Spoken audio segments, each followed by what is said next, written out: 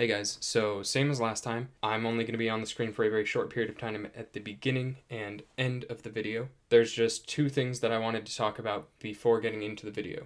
First thing, why Kobayashi? It's not a score I think anyone really thinks of when they think of amazing scores right off the bat. And to be honest, I don't think it's amazing. I think it's a good score.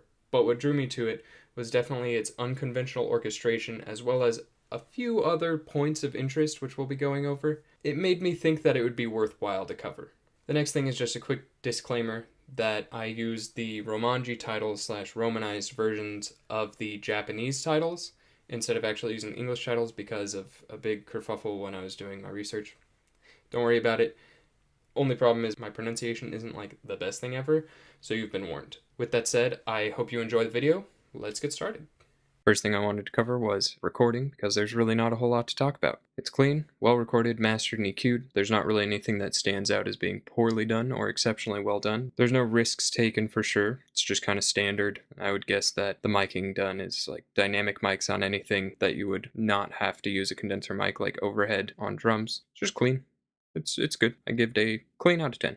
Now that we've got the boring bits out of the way, we can talk about the stuff that's a bit more exciting. First step is orchestration. Now this is where we start getting into the real cool parts of the score. The orchestration is super wacky and is honestly one of the most original chamber ensembles I've seen in a very long time. It's a really cool mixture of a traditional Jesus Christ. It's a really cool mixture of traditional orchestral instruments and something that you would find in a children's toy box. This odd abomination of a chamber ensemble includes drums, violin, electric violin, cello, tuba, clarinet, electric and acoustic guitar, ukulele, vibraphone and marimba, accordion, glockenspiel, melodica, piano, toy piano, harpsichord, two vocalists, a Rhodes, and an upright bass. So even without listening to the music at all, you can get kind of a feel that this is going to be something that's a bit more lighthearted. Something that you're not going to take nearly as seriously as something like Maid in Abyss or Land of the Lustrous, who have these large, sweeping chamber ensembles full of orchestral instruments and more traditional things. You're going to get something a little bit more playful, a little bit on the light side, kind of like a Nilla Wafa. God, why did I say that? No matter how you look at it, it looks like you're going to get into some fun with this instrumentation at the very least. This sounds like it was probably super fun to write for, and it definitely shows in the score. The soundtrack is basically light, and despite having intense pieces or more somber pieces, it really never feels too heavy. This is helped, of course, by the fact that many of the action pieces are used in such a way to sound over the top or dramatic, like the ones for the play or the ones in the sports festival. If you were wondering how the score could sound so unique and fun, the orchestration is a huge part of the reason why. Honestly, I just kind of wanted to give a brief overview of the orchestration so that when I talk about it later for individual cues or pieces, it won't be something super foreign. It's something that's a little bit easier to recall immediately so that I don't have to go over it a ton of times. So another thing that we need to talk about before I get into individual cues and when they're played and what they do right. Another aspect of the score that was really interesting to see is how most of the pieces are actually super intertwined. The pieces in this score are played multiple times. Some of these pieces are used a crazy amount. Itte Ki Masu is used in 13 episodes. That's every single episode, except for the original end of the season, which was episode 13. And I'll explain why that's important later, because it is really important. And then at least 10 of the pieces are used 7 or more times throughout the show. These are the ones that make up the bulk of the score used, aside from a few one-offs and a couple that are only used a couple times. On top of this, the score is pretty much a collection of theme and variations. And so what a theme and variations is basically you have a theme, say it's a very simple theme, but it's used multiple times in different orchestrations or slightly different melodic content. So let's say you play something in major, and then you do a theme and variations of it in minor, or you add on pretty little to it. They're called ornamentations. That's what they're called, Jack. And so basically this score is a few different themes. I think that you can boil it down to about 6 different themes. And then there's a 7th category of miscellaneous ones where there are a few pieces that are intertwined, but really aren't used enough to justify me talking about them. These 6 different themes are really important because they make up the bulk of what you'll recognize in the show. I'll be oftentimes referring to them as a number and some sort of small little caption. That's really stupid, but it helps me think of them. So I'm going to play each one on piano real quick so you can get them in your brain, and then I'm going to talk about each one. So the first one up is theme 1, which I like to call the C-shaped happy theme.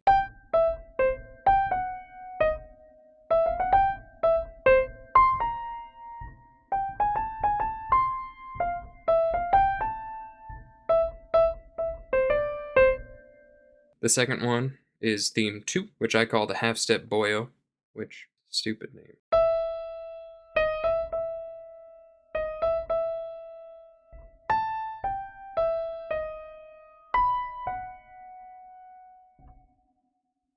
Theme number 3 is what I like to call the circus music, and it's because it kind of sounds like circus music. Theme number 4 is the E goofy thing. These names are freaking dumb.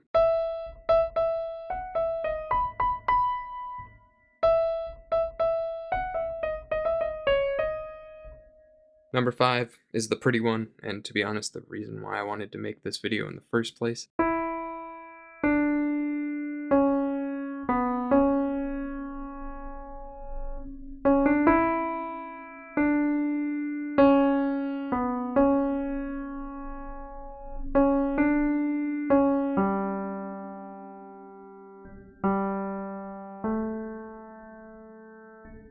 Theme number 6 is what I call another sad theme, because I have no originality.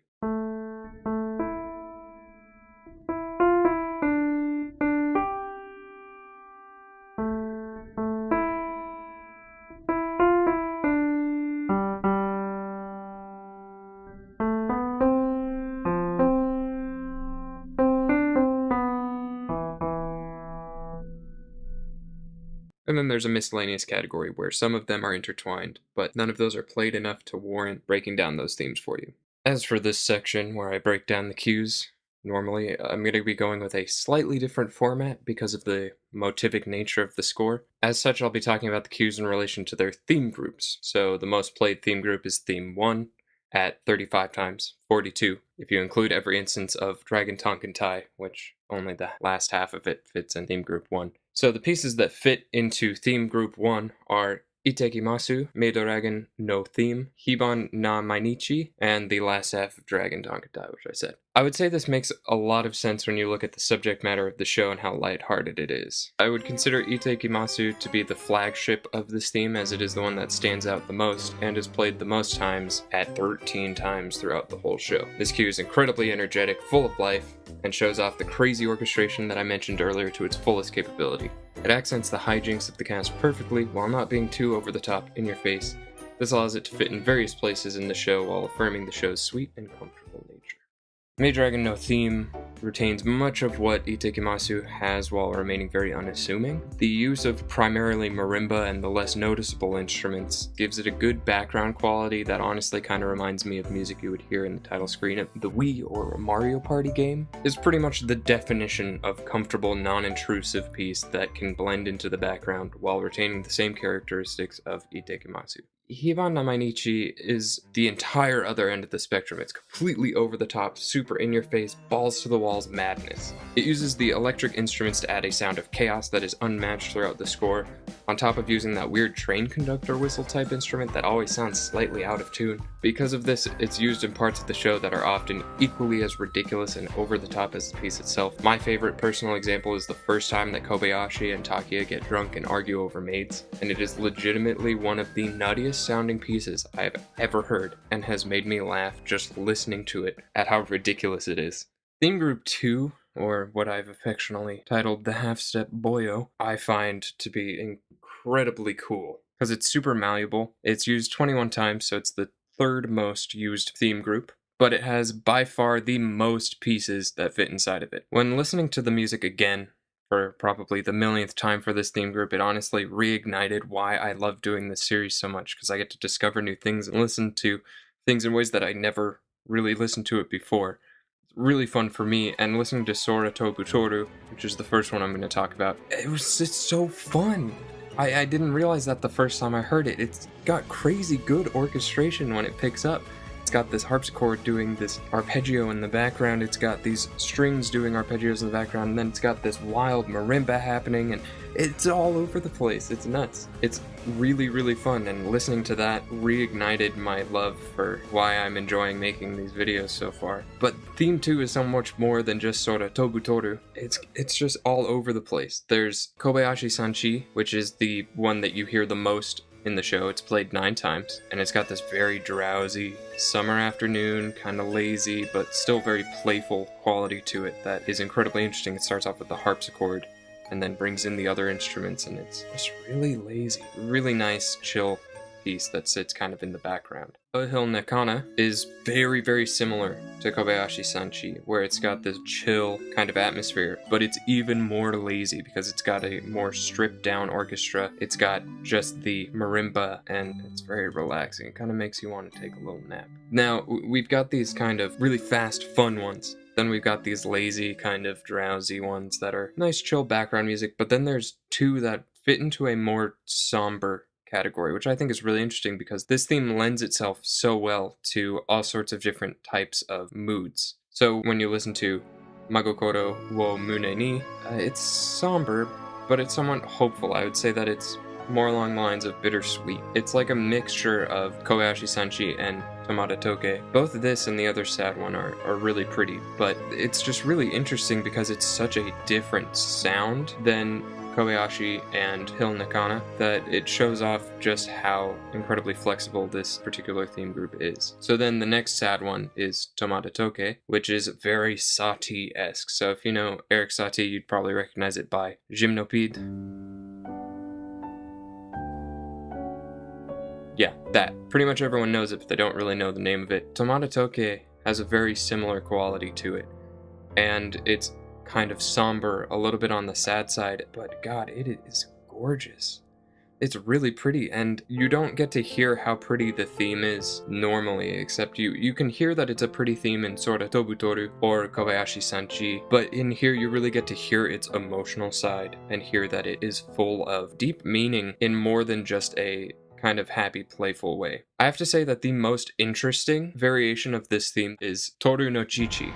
Toru no Chichi is used in episode 13 only. It's used once. Every other theme in this theme group is used at least 2 or 3 times, with Kobayashi-san Chi being 9, Ohil Nakana being 6, but Toru no Chichi is used once in episode 13. I will talk about why episode 13 is so important in a little bit, but this one is really cool because it takes a completely different direction and it warps the melody in such a way to make it incredibly menacing and dark and suspenseful. It's played when Toru is going to be forcefully taken back to her world by her father, and it's reminiscent a lot of the time for about the first minute of a Bach minor fugue, and it just has this incredibly menacing, dark, and suspenseful quality to it that is only heard in episode 13, and it's just so vastly different from anything else in this theme group that it's nuts. It's really cool to see how the composer was able to push one theme to its limits to be able to have some sad themes, some happy or playful themes, kind of lazy themes, and then even something dark and menacing and really kind of downright evil sounding. It is a great example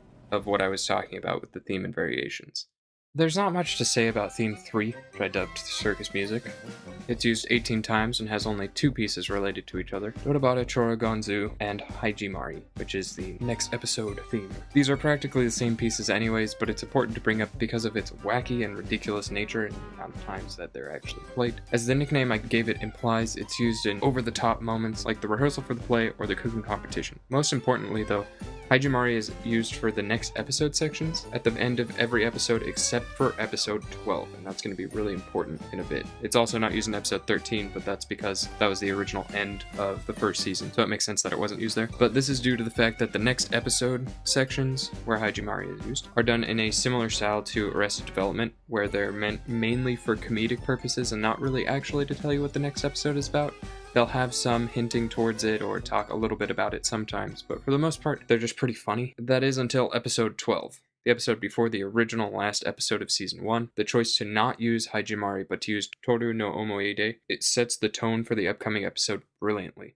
So using Hajimari the entire time until episode 12 was incredibly important because it's got this light, super fun atmosphere, but then the switch to kind of subvert your expectation, you're like, okay, they're going to have a next episode theme, and it ends up being one of the sad pieces, really sets the tone for episode 13 being a bit more serious and more on the dramatic side. Theme 4, which I've affectionately dubbed the E-Goofy theme, is another theme that seems to be interchangeable with all of the comfortable themes. It has 2 variations that seem pretty standard, one that's easier to hang out in the background due to less intrusive orchestration, this being Hatena, and one that is a little bit more energetic, got some more pep to it, using instruments that have a clear high end that can cut through most other things going on, this one being Yuki Yuki Shin Saiketsu. Where this theme group gets interesting, however, is in its usage in episode 13. the only time this specific version of the theme is used.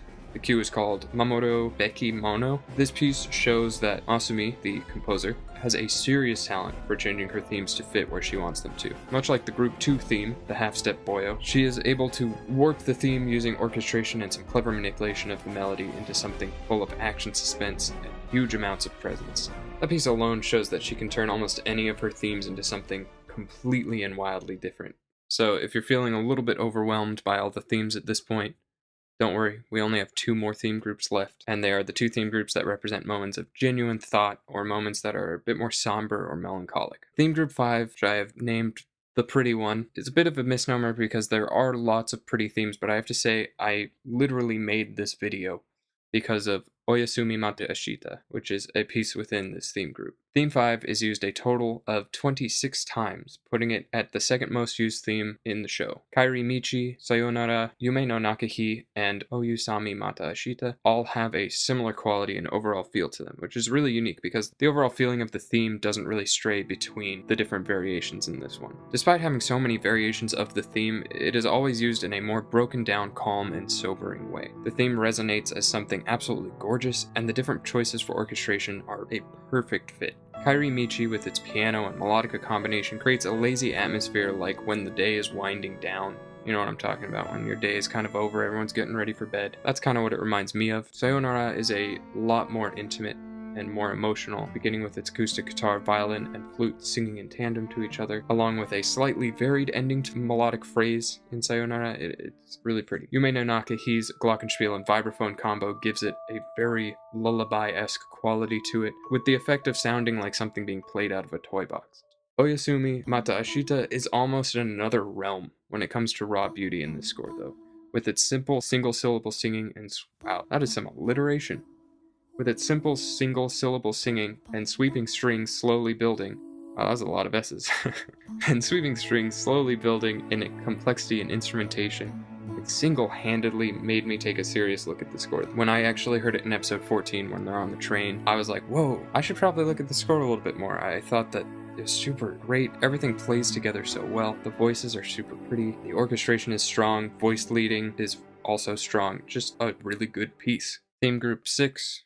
Another sad theme, is only played 6 times, which is dwarfed by the amount of times that the other themes are played, and it's probably because it is actually one of the more traditionally sad themes. There's not really a lot of sad moments in the show. This theme group includes Hokare no Serenade, Toru no Omoide, Kokoro no Kyori, and Hitori Bocchi. The pieces in this group unfortunately sometimes sound like I could put them into any JRPG. When I was listening to them, I thought, like, man, I could literally plop this into Tales of Berseria, and I would have no idea anything was changed. I like Hitori Bocchi though a lot, due to the fact that it mainly sticks to some of the unique kind of quirky orchestration that this show portrays as a whole, starting with the solo melodica, then being joined by the toy piano. And I think that Kokoro no Kyori fits perfectly when Toru has a vision of herself telling her that she doesn't belong there in episode 13. These themes oftentimes just fall into a generic sound, unfortunately. On a plus side, this isn't a huge problem due to the short amount of times that it's played and the fact that the cues are saved, usually by their usage and when they're played in the show. So they actually do fit pretty well. That being said, if you go and listen to the recording of it or on its own, you're gonna hear these kind of, it's like, oh, okay, that's a bit generic. That's something that I could definitely put in a JRPG and would have no problem with that. So now that we've established kind of the idea of these theme groups, and now that I have hyped up the idea of the score in episode 13 enough, I think it's time to finally actually address it. Episode 13, due to its more serious nature, or as serious as you can get within this show, doesn't include any of the happy themes we have grown to associate with comfort in this show. Using non-theme group pieces has an incredibly profound effect on the viewer during the episode. This, coupled with the fact that episode 12, the episode before, already broke that comfortable cycle by changing the next episode music to one of the saddest melodies in the score, creates an atmosphere of being totally on edge. The whole show has been cheerful until this point, and any dangers that have presented themselves have been pretty short-lived or not nearly as serious. This episode is the first time that their comfortable life is actually being threatened. The music shows it beautifully, not offering any real comfort. A good example of this, in my opinion, would be Itte Ki Masu, which is arguably the most playful piece in the show. It is used in every single episode except for episode 13. That's nuts. This goes for many of the other most played pieces where they're played in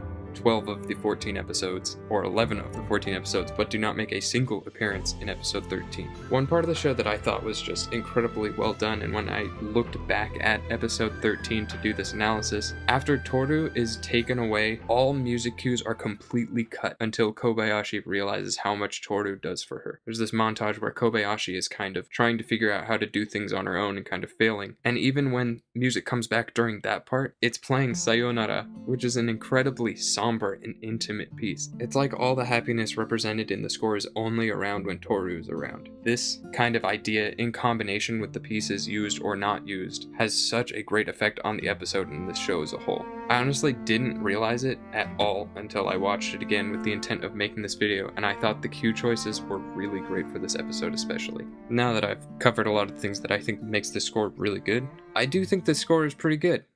But it's not a masterpiece. I don't think it's anywhere near the levels of Land of the Lustrous or Maid in Abyss, but I don't think it's really meant to. It serves its purpose very well. The way that I think about it is kind of like a waffle cookie, or some sort of thin, sweet crisp. It's very light. When doing the analysis, I pretty much compared it to a sugar overdose or chocolate, where there are sometimes, really sweet chocolates, there's sometimes some bittersweet chocolates, but overall it's still a dessert. Still sweet, and it can be a bit much sometimes. While I thought that the score fit the show perfectly, I did think it was a bit repetitive sometimes. This was especially apparent for me when I was going through the show again to make the cue sheet. I think it does a good job to help the viewer feel comfortable, but I think that a few more variations could have helped the score overall. This is definitely a smaller critique because it really does add a level of comfort, but it can sometimes come across as a bit lazy. Another critique that I touched on earlier would definitely be in the more traditional sounding pieces, the pieces that are traditionally orchestrated. They sometimes have too much of a JRPG-like quality. It can make the score sound a little corny when they're supposed to be sad or intense pieces. From the way the instruments are EQ'd to instrument patches used to fill out the rest of an orchestra, it can add a bit of a cheap quality to some of the cues. On the subject of instrument patches, I think that the brass and string patches used in the action scenes and the scene where the play is happening sound pretty bad, if I'm being honest. They are pretty gross and sound fairly outdated. If they're not outdated,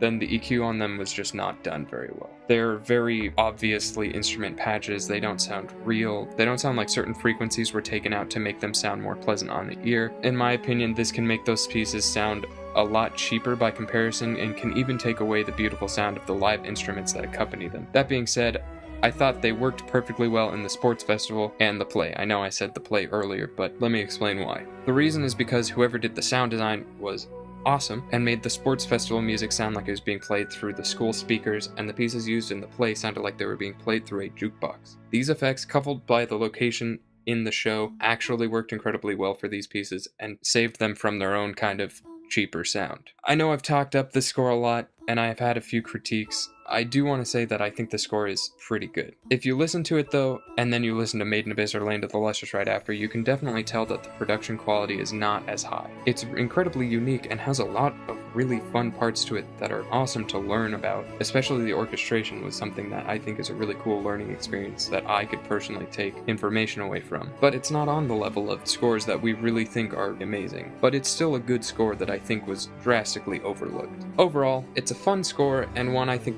many people overlooked because of its childlike nature. I thought it deserved at least a bit more credit, and I wanted to cover a score that I thought was pretty okay, but excelled due to a few quirky and unique aspects. Alright guys, thanks for watching. A lot of time and effort goes into making these, so I really hope you enjoyed it. I'm trying out a slightly different, more scripted format, so let me know if you liked this or if you liked the Maid in Abyss version better of the kind of ramble style or the slightly more scripted style, or if I should go even more heavily scripted. If you have any questions or comments, I'll be down in the comments myself, answering or talking about anything that you really want to. Also, if you'd like to stay up to date on my thoughts on scores or anime, follow my Twitter, which will be linked down in the description.